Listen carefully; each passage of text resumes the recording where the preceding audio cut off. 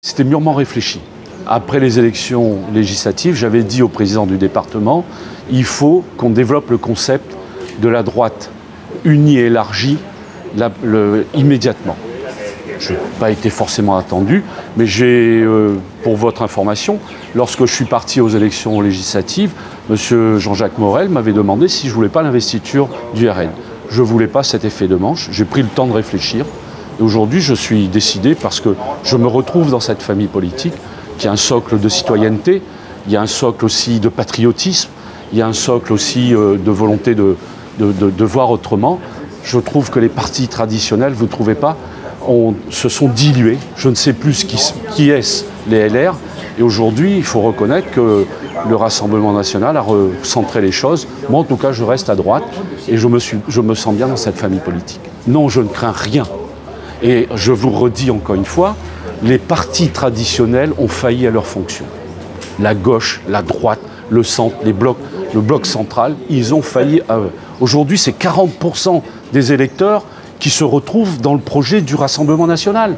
Et nous, la liste Rassemblement Saint-Paulois, nous sommes totalement dans cet objectif. Marine Le Pen a lancé avec Jordan Bardella la campagne « Relevons nos villes ». Nous allons relever la ville de Saint-Paul sur un programme qu'on a travaillé et nous sommes prêts à le communiquer à l'ensemble des Saint-Paulois. D'abord, je propose ce que les Saint-Paulois veulent. Monsieur, vous n'êtes pas sans savoir, aujourd'hui à Saint-Paul, il y a deux choses importantes. La détresse sociale des Saint-Paulois. Si je vous donnais un chiffre, un Saint-Paulois sur 3 vit en dessous du seuil de pauvreté. La ville la plus riche de La Réunion. Je vais vous donner un autre chiffre. 43% des faits de violence pendant le mandat de Séraphin, de 2020 à 2024, qui aujourd'hui nous passe parmi la deuxième commune de La Réunion sur les violences. Nous, on a un programme qui répond à ces problématiques-là. La première, c'est nous allons lutter contre l'insécurité et je peux vous dire que nous aurons l'occasion de vous dire les 5 axes sur lesquels nous allons développer. Nous allons sécuriser le social chez les habitants.